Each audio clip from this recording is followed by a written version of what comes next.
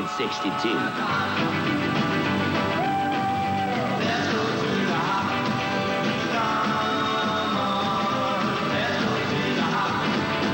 That special one and jump into your candy-colored custom or your screaming machine, cruise downtown and catch American Graffiti. It's one of those great old movies about romance, racing, and rock and roll. It was 1973, and American Graffiti was the hot new summer movie. A love letter to a simpler, gentler time, the nostalgic tale of fast cars and faster women, was the creation of George Lucas, a protege of Francis Ford Coppola. It starred Richard Dreyfuss, Cindy Williams, and Ron Howard. Among the cast was Harrison Ford, who at the age of 31 was featured in the role of bad boy Bob Falfa.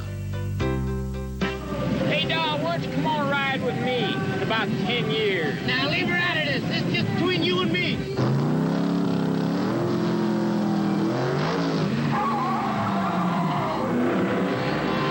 Harrison would make suggestions, as a lot of the actors would make suggestions. You know, Harrison wanted to wear a cowboy hat, so I let him wear a cowboy hat. There's always a collaboration that goes on between the actor and the director. The film's collaborative spirit inspired Harrison to throw himself into acting as never before.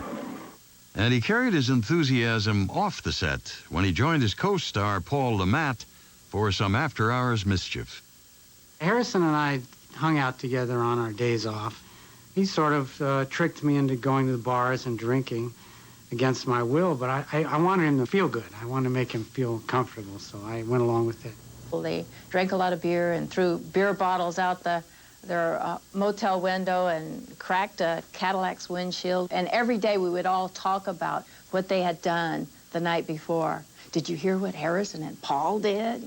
The popularity of American Graffiti launched the careers of several of its young actors.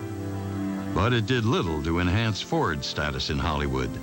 Dejected, he returned to making the rounds of auditions without much success. People didn't want to hire him back in those days. One thing I know he told me when he went on meetings, he wouldn't say anything. He would just sit in the room and kind of stare at the floor, which didn't help. Supporting roles in 2 more Francis Ford Coppola films at least helped Harrison put food on the table. But by 1974, the Ford family included a second son named Willard, and as paychecks grew scarce, Harrison gave free rein to his moody temperament, a destructive habit that put a strain on his marriage.